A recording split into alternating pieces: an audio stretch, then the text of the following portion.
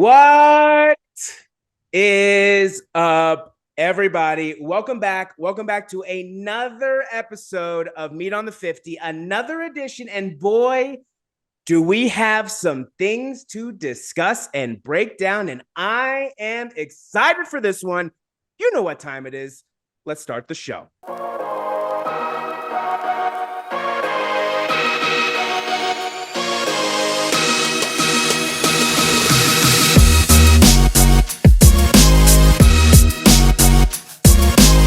Welcome back, everybody. Welcome back to another episode of Meat on the 50. Welcome to our review edition where we are talking about this week in the NFL, which I guess the last week in the NFL, which is NFL week number 10. And I think that you and I both can agree on this one. Biggest statement week for a lot of teams by far. And we are going to break down all the action. And as always, joining me to break down that action, one of my best friends, Brandon Sullivan. Brandon, how you doing? But hold your horses. We will talk about the game, of course, but how you doing? How was the game? How was the weekend? How was everything? Yep, good weekend, eventful weekend. Snowed in, or kind of, couldn't find the chains to put on the car to get back, so ended up staying over in Reno, and it was kind of a fire drill the next day because obviously I had the game to go to. So it was just a lot of scrambling to get back, and then a lot of time spent in the car this weekend. So just glad to not have any obligation to have to drive anywhere throughout the week. But yeah, it was a fun weekend, a good weekend for football as well. How about you? Yeah, it was great. Great weekend for myself. I was traveling as well, so I was enjoying the California sun as well. It was a lot of fun. I had a great weekend, great 3-day weekend. And yeah, I'm glad you did not get trapped in Reno, and I'm glad you're able to make the game. And obviously, we know the outcome, great outcome of that game, right? But as always, quick reminder, you can follow along with us all season long on Spotify, on Apple Podcasts is what I'm trying to say. And as always, do us a favor. At any point during this video or during the podcast you like what you see or hear, do us a favor and just smash that like button, smash the subscribe, and just tap on that bell notification. That way you can stay up to date on all the latest content. But I'm good. I'm ready to go. Let's quickly recap on how we did last week. For yourself, 7-7, 1-0 on the guaranteed victory. So neither good nor bad, even 500. I think you'll take it there. For myself, 500. We're matching. We've been matching the last couple weeks here, but 0-1 on the guaranteed victories. Bills, we will definitely talk about that. Overall for the season, that puts us at, for yourself, 82, 67, and 1, 7-3 on the guaranteed victories. For myself, 86, 63, and 1, 72, and 1 on the guaranteed victories. Bills let me down, but our records are looking great. That was easy. Let's wipe those off the screen because we got some things to talk about. Give me some instant reactions from last night where we saw the Washington Commanders upset the undefeated Philadelphia Eagles. Some thoughts? Yeah, just your typical divisional game, just kind of a all-on bloodbath, just a lot of defense involved, a lot of hard hits, a lot of turnovers. Yeah. It was kind of a nasty game towards the end. Yeah. And just crazy how it turned out. It just goes to show any given Sunday, especially with these divisional games. The Commanders, I think I texted you that. They have been very resilient. Credit to Ron Rivera for having this team prepared and to come out and fight. They have had every reason to kind of throw in the towel, just dealing with injuries, dealing with, a shooting, dealing with, all the controversy around the ownership and the franchise and just the team change of names and they've just been going through a lot. So, give them credit for at least, holding it down and being 500. It's not an easy thing to do in the NFL, especially when you're going through a lot. They upset, we knew that the Eagles were going to lose at some point. We didn't know when it was going to be just because generally teams don't win every game. Nobody has since, I think it was the 72 Dolphins. Yep. Even Tom Brady wasn't able to do it. So It just goes to show how difficult it is to do. It's hard to win an NFL game any week. It doesn't matter what team you're playing. Everybody's an NFL team. So, the Eagles, they just didn't come out. They didn't play well, and it happens. I think that they had a fighting chance at the end. It's just kind of turnovers, kind of bit them. It kind of shot them in the foot, and give credit to Heineke for taking that knee, and obviously getting that penalty at the end that closed out the game. Yeah, just to have the awareness to go down, and then whatever happens. So all in all, a pretty good game. I actually wasn't going to tune in, but once I saw kind of that, it was kind of a nail biter, I decided to tune in after my game. It was fun to watch. Yeah, Eagles, like you said, we're going to drop a game at some point. I think, we can go back to what you said a couple weeks ago, where it really is. When it comes to these divisional opponents, it really is any given Sunday. Anybody can win because you play each other so often. Nothing is really a surprise or anything like that, right? So the Washington Commanders came out with the right game plan against the Philadelphia Eagles. They made them look sloppy in all three phases: offense, defense, and special teams. That's what you got to do to throw off an undefeated team, right? So the Washington Commanders going into Philadelphia last night and pulling off the major upset. We'll see what happens this week with Carson Wentz coming back from IR. Do they stick with Taylor Heineke? Do they go back to Carson Wentz? I do feel that their best chances at this point are going to be with Taylor Heineke. Washington, right now, only team out of the Eastern divisions not in the playoffs. In the playoff hunt, but not in the playoffs. But how crazy is that? All four Eastern teams from both conferences can make the playoffs this year, with the AFC East all in the playoffs right now. So interesting divisions, interesting game, but Washington Commanders pulling off the upset, ending the Eagles' undefeated season. Let's go all the way back to Thursday. We're not going to spend a lot of time on this. Is it just me, or is the NFC South the most boring division in football? Yeah. No, I mean, we can rely on competitive games against them, but they are just a boring division this year. I mean, nothing exciting. I mean, we saw, cool, Panthers pulled off the win against the Falcons. Mm-hmm. We saw Marcus Mariota do a ground throw. I mean, nothing really to talk about this game. Any thoughts on this game? I didn't watch it, so I don't have any. Then let's do this. We're moving on to Sunday, baby. We don't focus on games that don't matter. I pick games, and sometimes there's games where it's like, am I going to sit down and waste my night watching this game? No, because 3 hours of time during a weekday, it's got to be a good game. Sunday, I'll watch all day. If it's Monday or Thursday night football and it's not a really good game, maybe I'm not the best NFL fan in the world, but just because I don't do that, but I'm not wasting my time watching Panthers versus Falcons, because that doesn't have any I don't think it has any bearing about the playoffs. So right, we don't have any thoughts on that game. Good game, competitive game, boring division. We move on. So let's move on to early Sunday morning for our Guten Tag game of the day, our Germany game, and it looks like the Bucks have, like the Undertaker, risen from the grave. Countless of times, they look to be on the they look on the verge of taking back the division and putting together a run to finish off the season. Tom, now 2-0 after his divorce. Give me some thoughts on the potential Bucks run that we could see. I'm still not convinced that there's going to be a Bucks run. Okay. I think that, they barely scrap by in a couple of these wins, but give them credit. A win is a win, but I still have to see a little bit more in order to kind of be intrigued by that. I mean, their offense is really struggling. Obviously Rashad White had some good, had a lot of yards. I think he's kind of outplaying Leonard Fournette at this point. So it's good that they have him as a running back.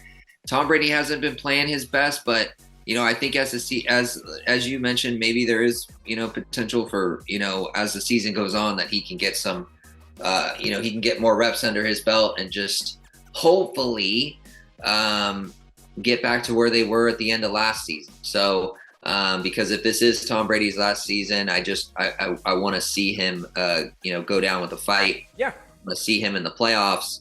It's always interesting when Tom Brady's in the playoffs. The games are always exciting. They always come down. It just seems like the Super Bowls that we watched him in and just the playoff games we watched him in, they've all been thrillers. So, but you know me, I'm just happy they beat Seattle. I mean, I was hoping that they would beat Seattle to kind of close that gap a little bit between us and Seattle.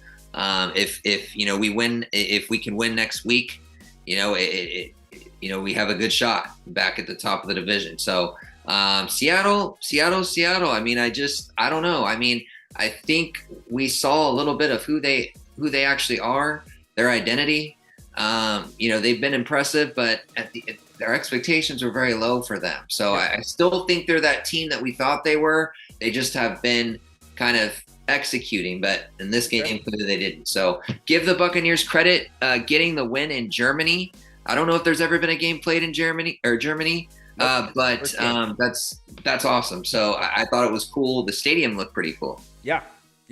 Tom Brady, right? I think he's undefeated in the international games, if I remember correctly, let's just add that to his resume, right? He just needs something else to add onto the resume. But the Seahawks, right? I think, like you said, right? I am kind of convinced now that the NFC West is a one-horse team race, and it is not the Seattle Seahawks. So, Seattle Seahawks, like you said, going above and beyond expectations, rising above the grain, as they say, playing better than they should. We'll see what happens the rest of the season. This was kind of their, I thought, make or break it moment, kind of like the Giants, even though the Giants won this week. But the Seahawks, right? They're just not ready. They're just not ready to take that step, especially with this team. I do think they're going to be competitive throughout the entire year. How much noise are they going to make the rest of the season? I don't know if they're going to make that much noise. So we shall see what happens. But Tom Brady, right, coming off a thrilling victory last week to get a thrilling victory this week, a much-needed victory, I should say, obviously, right, with the Bucs keeping pace in that division, the NFC South division, which is terrible. So they should be able to just kind of take the reins of that and take over and take control. We will see there. But the Bucs looking good, getting healthy. That's going to be the main factor with the Buccaneers, is if they can stay healthy, they should be able to compete the rest of the season. So we'll see what happens, but the Bucs getting a big victory in Germany to potentially keep their season rolling and keep that momentum rolling on. Moving on to the traditional Sunday morning games, and boy, did we get some action, right? What did we see? We saw Justin Fields go off for not the first, not the second, but the third consecutive time. And for the third consecutive time, guess what his team does? They lose. The Bears. Does the monogram go to the Bears? Are the Bears the dumpster fire? I don't know. But man, oh man, Justin Fields absolutely balling out these last 3 weeks. Absolutely balling out.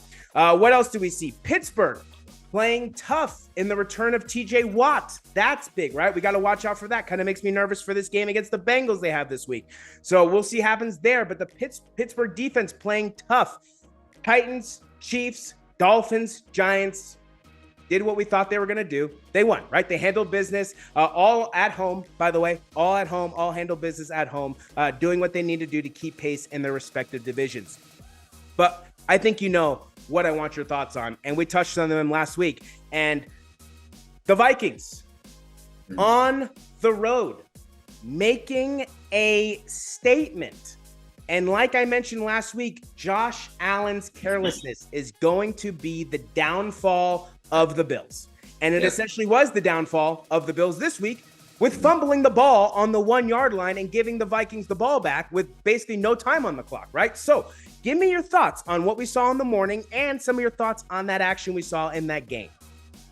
Yeah, I mean, Chicago, Detroit. I mean, I'm not ready to call Detroit dumpster fire. I mean, let's really put a pause on that, Jay. Give me a break. It's a divisional game. Detroit's not a terrible team. I mean, against their divisional opponents, it seems like when they play outside their division, they're I don't know what to say, but when they play divisional opponents, it seems like they play everybody tough, including the Packers and the Vikings. So, I don't know what it is. It's probably because of their familiarity with those teams. I think that's how it is. Detroit always plays their divisional teams tough, so give them credit. I did not think they'd pull that out, but they definitely did. Yeah, but and Justin Fields is starting to showcase why I wanted it. But Tennessee, Denver, I think I picked Denver to have 9 points. I think they had 10. They suck. Kansas City, Jacksonville, snoozer. Miami, Cleveland, snoozer. Wow, Tua Tagovailoa, just 300 yards, 3 touchdowns, no picks in the last 3 games. He's looking like a potential MVP candidate. So look out for Tua Tagovailoa, a man that you hated coming into the NFL, a man that you doubted, and one that I've always stood by. But I had some skepticism last season, but now that he's got Mike McDaniels, I don't have much better coach. I don't have any. I can't doubt Tua at this point. I've always thought he was very intelligent, and I've always thought he was a better quarterback than Jalen Hurts. Clearly, he is. So, and then the New York Giants, give them credit. They've had a really good season so far, and I'm actually kind of happy for them because I know that they've Saquon's doing well, and he's one of my favorite running backs. And then you got like you said, Pittsburgh, coming through and beating New Orleans, so good for them. And then obviously the showcase game of the week that I was watching in the Great Mall because I was getting ready to get on the light rail, and they had it in Dick's Sporting Goods. And my friends were like, let's go. I don't want to stay in Dick's Sporting Goods and watch this game. Like, why are we sitting here watching this random game in Dick's Sporting Goods? Like, can we go somewhere else? And I'm like, I don't want to miss a second of this ending. Like you highlighted, Josh Allen, obviously, you predicted it correctly as far as the downfall is going to be Josh Allen and his turnovers. I didn't expect the 2 turnovers at the end of the game by him. If he would have just fell on the ball, it would have been a safety. I don't know what he was doing. And I don't know what he was doing with that interception either. Typical Buffalo Bills choking football is back. And I've always thought Minnesota and Buffalo are 2 cursed franchises that just always have everything goes wrong for them. Both teams have been to the Super Bowl 4 times and lost all 4. Buffalo's clearly more cursed. They lost 4 in a row, and then they won the curse battle this game.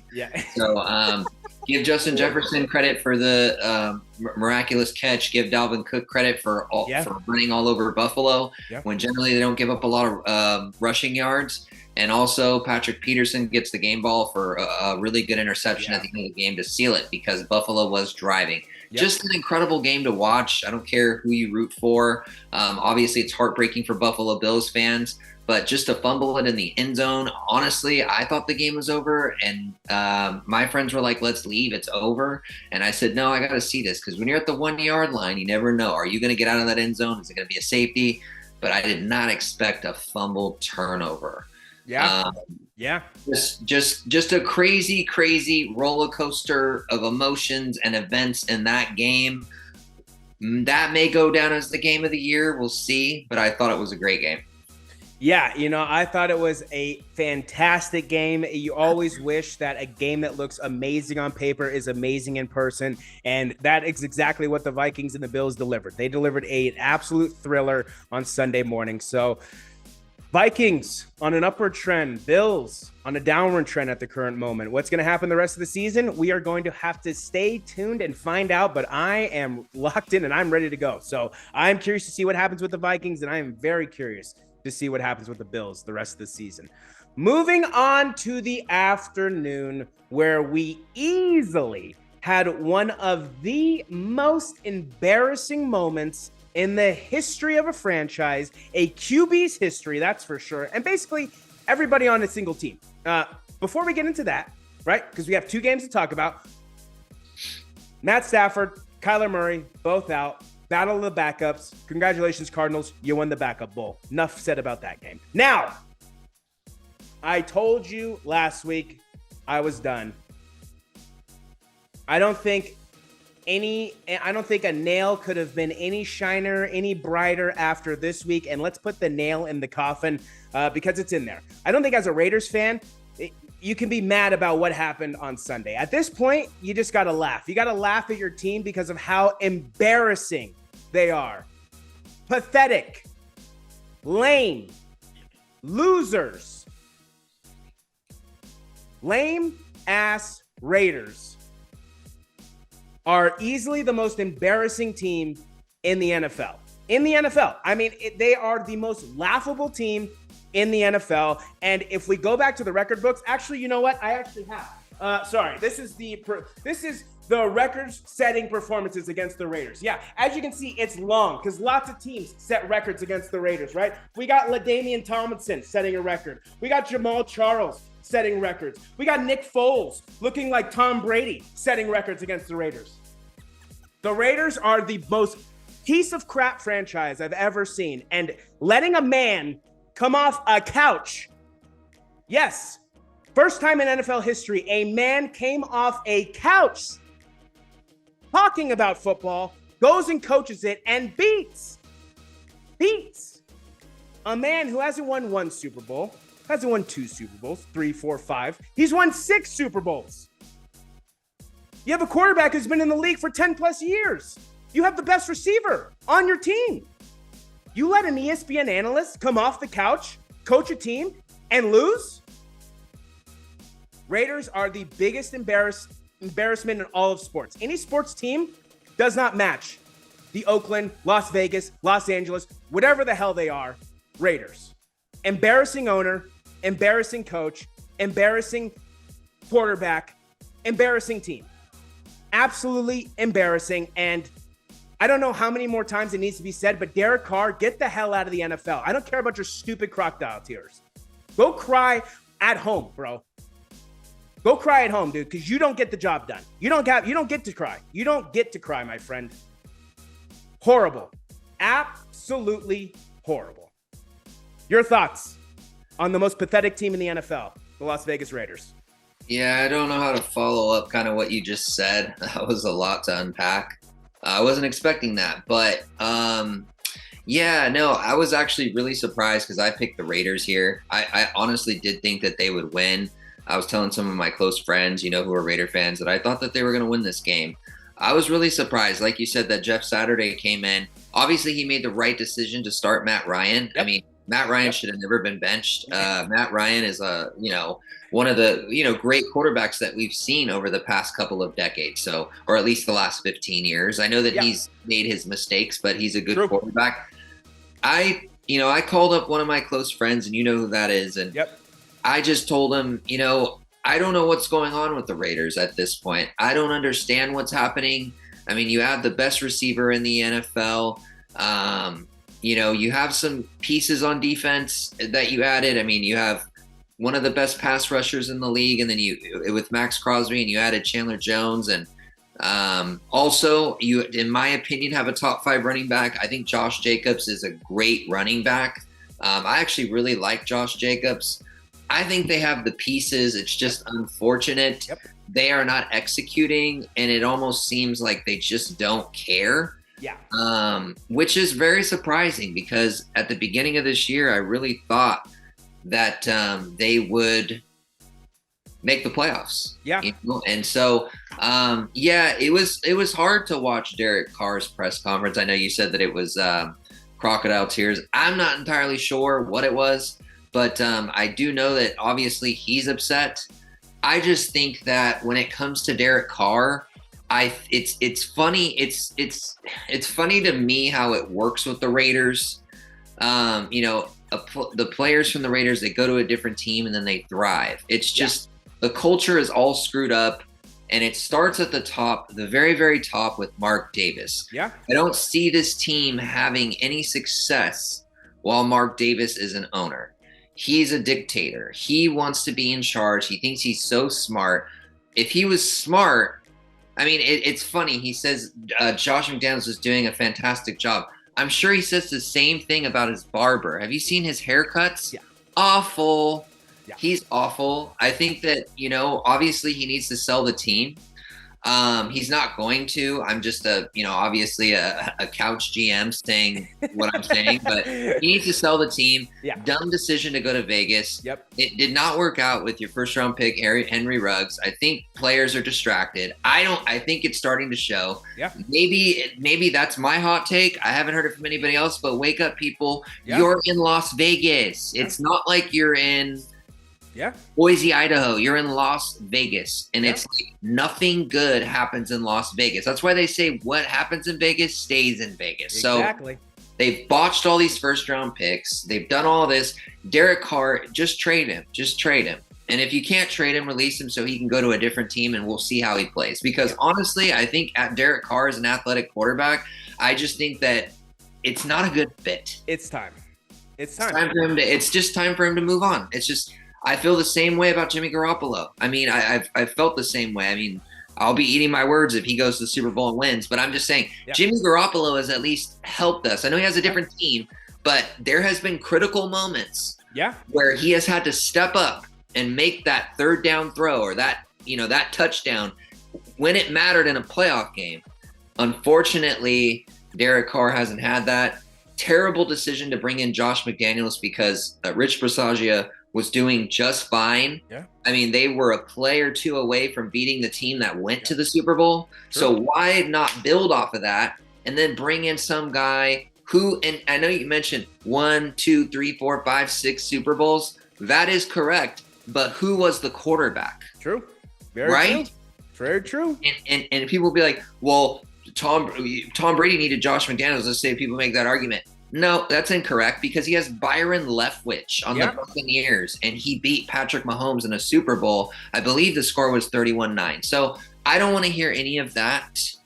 I just, like I said, I'm at a loss for words with them at this point. Like, I cannot talk any further. I don't know what's going on.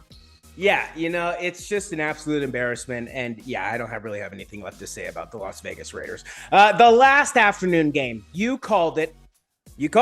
Mike McCarthy returns to Lambeau as the head coach of Dallas this time. And guess what he does? He botches his return to Lambeau, and he admits to making a mistake and going for it on 4th down in overtime instead of kicking the field goal. Very stupid decision because guess what? Dallas will always be Dallas, right? Aaron Rodgers, playing to save his season, seems to have bought himself another week. Your thoughts on that game and if the Packers have a fighting chance still? Well, I mean, I'm not necessarily, I think the Packers always have a fighting chance because of Aaron Rodgers. But there's 3 things that are guaranteed in life: death, taxes, and Aaron Rodgers owning the Dallas Cowboys. It's always, I don't think I've ever seen the Cowboys beat Aaron Rodgers. It's always heartbreaking fashion. Dez Bryant with the little catch, he didn't get, and then the pass to the sideline to Cook, and then set up the field goal when the Dallas Cowboys were the best team in the NFL with Zeke Elliott and Dak Prescott. They always beat the Cowboys. I don't know what it is, don't know why, but it just seems like Aaron Rodgers is like a different quarterback when he's playing the Dallas Cowboys. It's almost like the same way that Jimmy plays when he plays the Rams, except for the championship game. But for most part, it's like they're different quarterbacks when they play those teams. So I know a lot of people weren't expecting this, but I just thought, I had a hunch. I thought Green Bay at home playing against Dallas, I thought, they'd come out. I didn't know that they'd win in this. I didn't know that, Aaron Rodgers or, that receiver, I forgot his name, would get 3 touchdowns. But hell of a game. Aaron Rodgers kind of redeemed himself. It's going to be tough because in the NFC there is still hope because, they're only a couple of games back. Yeah. So, Aaron Rodgers looks to basically what he said in the conference, right? You give us a chance. He likes his chances, right? So you give Aaron Rodgers a somewhat decent team that's putting it together somehow, he will make the most out of it. So yeah, could very well, right? Aaron Rodgers and Tom Brady both getting huge victories this week. Dallas being Dallas. What more can you expect, right? But Aaron Rodgers coming through at home, and he has another big game this week, and we will talk about that in our next episode. However, we have one more game to talk about. And yes, it was the game that you were at. And yes, we saw a comeback. And yes, the Niners are 10-2 when Jimmy does not throw a touchdown. I think that's the secret. Your thoughts on the Niners pulling off the comeback against the Chargers and holding them to 0 points in the second half? Yeah, I was frustrated in the first half. I just thought that there were some missed opportunities, and obviously the defense wasn't playing up to my liking, allowing the Chargers to score a touchdown on that first drive. I was like, oh, this is not looking good in the beginning. And I'm glad that they got it together. I'm glad that they turned to the run game. I think the reason why they're 10-2 when Jimmy Garoppolo doesn't throw a touchdown is because that means that they're able to get the run game going. And when you get the run game going, you control time of possession, and you also keep your defense off of the field. They get that rest, and that rest is so important because you're running all over the field. You're not gassed, right? And then you're able to cover better. You're able to rush better. There's just so many reasons why holding on to that time of possession and giving your defense the rest is so important. I just think it's so much harder to be an effective defensive player than it is to be an effective offensive player. I think defense is such a hard position. Any position, defensive position is such a hard position to play. You're essentially playing backwards in coverage. And then obviously you're trying to rush to get to a quarterback who in most cases is scrambling. So true. Very true. It's difficult. It's difficult, but give them credit. Like you said, they held the Chargers to no points in the second half. They made the correct adjustments and they came out and did it. I'm not too happy with this win. It was really sloppy, but you know what? A win is a win, but it's not anything to, gain any confidence over. That's for sure. They should have played better against the Chargers, who were down some key pieces like Mike Williams and Keenan Allen. So, but they did shut down Austin Eckler in that second half, and big interception by Talanoa Hufanga at the end of the game. It was kind of like, obviously it was thrown right to him, but he had to make like a spectacular catch in order to get it right. He had to do a dive. He had to bring the ball. So it's not like it was just like a perfect pass to him. So I agree. So good overall, just a good overall game to go to. Obviously it was exciting. It came down to the wire. And I've been in a drought. The last time I've seen the 49ers win a game in person was the NFC Championship game where Raheem Mostert scored 4 touchdowns. It's the last time I've seen the 49ers win in person. I had a heartbreaking game that I went to with you where Green Bay kicked a field goal. That was a hell of a game. Green Bay was able to win that game. I saw them lose to the Colts in person. It's a couple other ones. I saw them lose to Arizona in Arizona. And then this year we went to Denver together, and that was not a fun game to be at. But it was the greatest punting game of all time. But that's true. The 49ers credit, a big win to stay on pace with the Seahawks in the division. Yes, like you said, the San Francisco 49ers pull off the comeback against the Chargers, right? They had a decent game. CMC looked good. Elijah Mitchell got some playing time. Debo was back. They got a lot of weapons back. Brandon Ayuk looks to be that serviceable receiver that he was coming out of college. That's what they thought he was going to be. He looks to be that guy, right? Next is just getting George Kittle implemented in the offense more. That's the only thing that is missing from this team, right? But other than that, the 49ers are going to go as far as Jimmy takes them. And Niners fans, even Jimmy, they don't need you to be perfect, man. They don't need you to be great. They don't need you to be good. Just be decent the rest of the season. And I promise you, you will lead the Niners farther than you led them last year. So Niners, to me, are that one team that is basically the one team race in the NFC West. In my opinion, they are the best team. They are the most complete team on both sides of the ball, on all 3 sides of the ball, special teams, offense, and defense. San Francisco 49ers making a statement against the Chargers and showing that no matter what it is, they are going to contend. That defense is going to contend. So the San Francisco 49ers look to continue to roll in the second half of the season. Great start for the Niners in the second half of the season. That is going to do it for our Week 10 review episode. We're on to week 11, right? We are on to week 11. Next up is our picks episode, so be on the lookout for that. As always, Brandon and I want to thank you, our viewers, our listeners, for taking the time, for checking out our thoughts, our analysis, predictions, expectations, whichever episode you tune into. We want to thank you, whether you're a new viewer, returning viewer. We hope we've done enough to keep you coming back for more. Brandon, any last words for the people? It's a great week of football, and hopefully next week will be just as good. Short, simple, to the point. I love it, right? It was a good week of football. We obviously hope next week is great, is just as good. But we're done with week 10, right? We are on to week 11, like I said, and that is going to do it for this episode of Meat on the 50. As always, That is one of my best friends, Brandon Sullivan. I am Jacob Cove, the fantasy guy. And until Friday, until our picks episode, Brandon and Jake are out.